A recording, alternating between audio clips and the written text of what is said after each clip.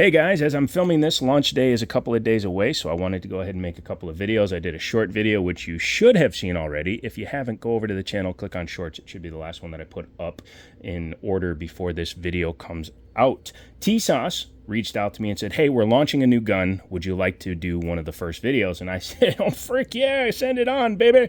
And they did, and then they also asked me to stop talking like that because apparently I'm too old.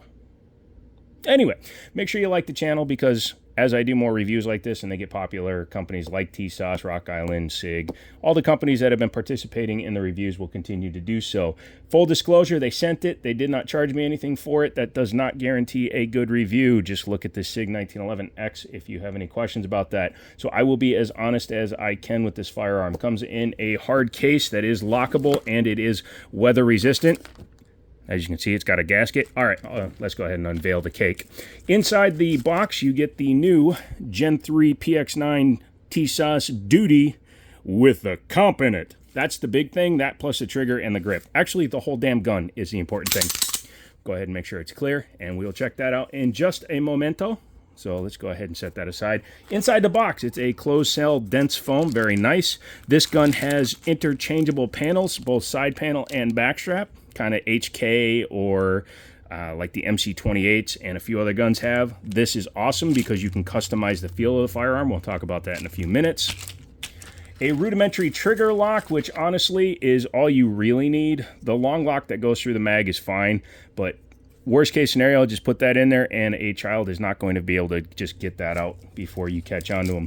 Did come with a shim plate for the optic. I'm pretty sure that just covers the, we'll see when we talk about it, but this will cover like the roll pin for the ejector and stuff. It came with fiber optic rods. My gun doesn't have fiber optics. I'm just guessing that's a pre-built kit. Move that over. It does come with a spare mag. One is a flush fit 18 rounder from MechGuard. The other is an 18 with a +2 base plate on it. They are marked SIG 226 or marked P226. So you can use SIG 226 mags. You can also use TP9 or Meta mags in it. All those companies share the exact same body, which is, in my opinion, the smart thing to do. Why would you limit the gun to your proprietary mags when you can make the gun 50 times more popular by allowing interchangeability? Because I have many of those guns. Comes with the laughingly called speed loader. I'm going to put the flush fit mag back because we've all seen a flush fit mag that does nothing. Cleaning brush, little thing in a baggie here. We'll take a look at that. We won't be changing the back straps or putting the optic on it today. When I take it to the range, I'll be shooting it as it is out of the box. Let's go ahead and take a look at the firearm. Oh my God. Video starts at 3 minutes. This is their new Gen 3 gun. So they had the Gen 3 out in the carry configuration before. This is the Duty. It's kind of Glock 19X-ish or XDM Elite-ish in its dimensions because it is a shorter barrel, but it is a full-size grip. Amazing, in my opinion, to go that route. And they comped it, which is 2025, man. Everything that can be comped is getting comped this year, and it is actually paying off for newer and rudimentary shooters because it helps mitigate recoil. It really does. There are two schools of thought when it comes to venting on a gun. This one is comped, so it's at the end of the barrel, single port comp built into the barrel. This is an island porting. As you can see, the porting goes down into the barrel, and it is more holes than a comp. Compensators basically just right at the end of the barrel.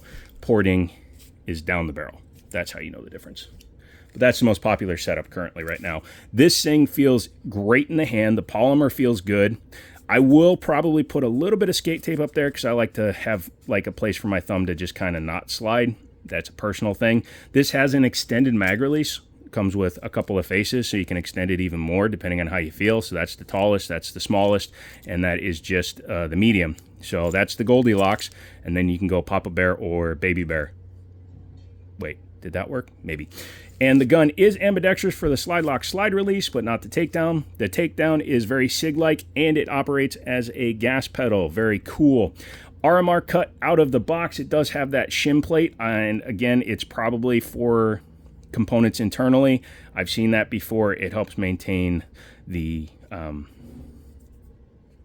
cleanliness of the top of the slide. Also, it could be because an RMR is going to stick off the sides. It might protect the bottom of the RMR the plattern. So it could protect, you know, if you have an underside mounted battery, it could protect against that as well. Serrated, blacked out rear. This one has a white dot front. I'm fine with that. Honestly, it will be getting an optic after its first trip to the range. The fiber optic rods they sent me, I'm guessing it was available, is available with fiber optics as well. My gun just doesn't have it. Front and rear slide serrations, you can see it's kind of a double serration in there. So it's kind of like a beveled double serration. Very easy to grab, very functional front and rear, very nice. Like you said, ambidextrous for the slide lock slide release, and it does look like the magazine release is reversible. It has a magwell. My gun came with the magwell, but it did not come with the set screw for it. Not sure if that was just an omission because this was an early release gun or not. I like the way magwells feel when they're not overly obtrusive or intrusive, because let's face it, I'm not going to be carrying the gun. This is going to be my range gun. Although if it shoots really good, it may make it into the rotation. But I carry 1911s most days. Has an undercut that's pretty generous. One single finger groove for your index finger. Excuse me, your middle finger. Sorry, I think of that as my index finger because when you're holding a gun properly, it should look like you're missing the other finger. Has a really cool flat face trigger with a trigger dingus, trigger safety. It's very easily defeated. It's just a piece of plastic that interfaces with the back of the trigger guard. But yeah, really nice. Brings it to a 90-degree break. Awesome. I have the Nightcore NPL27. I figured new gun, new light. Who dis? Might as well put those on there. I have it fitting flush, and it looks great on that gun. Matches the lines. Pretty good. So also check out Nightcore. Damn, double advertisement. Shut up. Nice. The slide lock slide release is very easy to hit because it is extended to match all the other controls on it. So this is a duty weapon, not a concealed carry weapon, as you can tell from the name duty on it. I like that it's got the extra serrations up there so that when you're lobster clawing it, it gives you that little extra purchase. What do you say we take a test of the trigger? Has a rear striker indicator. Some people like that, some people don't. I really don't care either way. Honestly, when I pick up a gun, I always check and see if it's got a round in it. It does have a loaded chamber indicator. Somebody asked me why they have that. For a lot of places, a loaded chamber indicator and an exposed striker indicator are ways of adding safety equipment to a gun without it being insane, you know, without adding like a back safety here, although it looks like the gun will be capable of having an external manual safety. They do that to help reduce costs for importations. The more points of safety a gun has, the easier it is to get it qualified for importation, as I understand it. Somebody can correct me if I'm wrong. Serial number is in the same spot underneath the rail as it is on many polymer striker fire guns. Yeah, that's perfectly fine. I'm not taking the light off to demonstrate that. Trigger, pretty light on this guy. So as you can see, a little bit of take up and you come back and just breaks, man.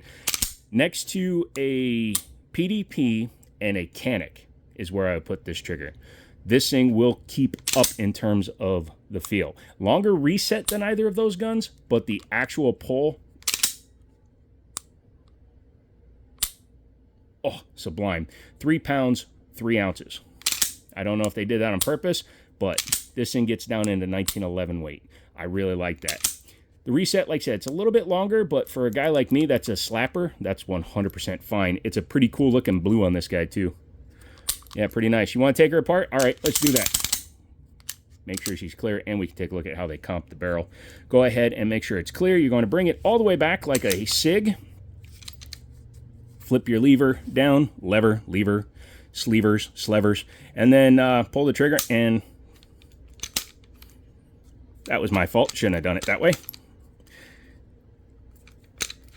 I pulled too far. Excuse me.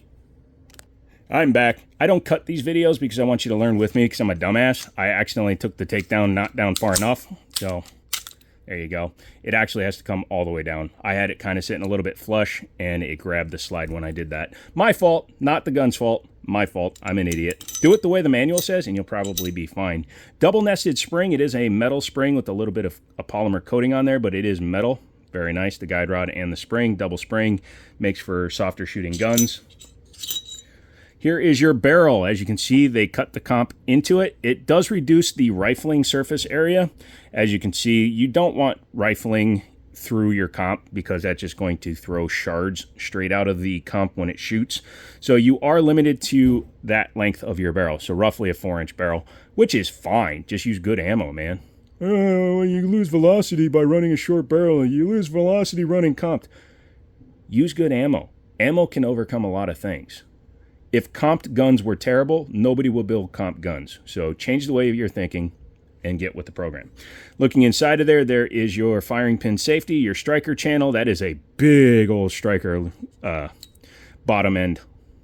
That doesn't make sense. But a Glock, it's just that big. You know, it's much tinier.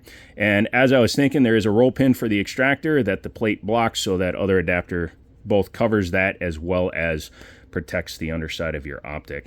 Glock style front sight, which is cool. That would mean you could probably change that out. It is a higher than normal sight, so you could run on a fiber optic sight and co-witness with a optic. And no, before you ask, they're not suppressor height sights, because where'd the gas go? Straight up. Very nice. Looking at the frame here, has a double railed lock block. It's the first time I've seen that in a mainstream gun. That is pretty damn cool. That gives it a lot of metal. Looking inside there, you can see the spring for the trigger pack. Ooh, very nice.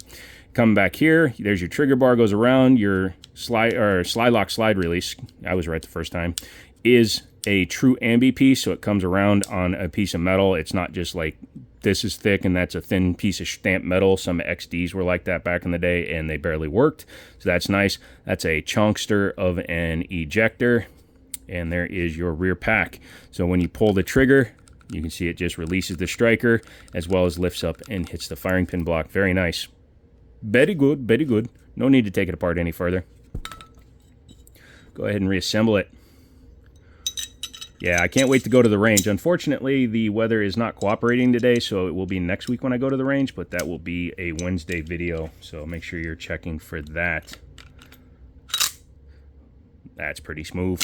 Make sure that it comes back. This is not a Glock takedown, so you do want to make sure to lock the slide to the back and then rotate the lever back up, and you are back in business. I have not had any problems with the takedown coming down any further than that and holding on to it. If I were to run it gas pedal style, it would be perfectly adequate. I run a little bit higher for my offhand, and I kind of rest my palm right here.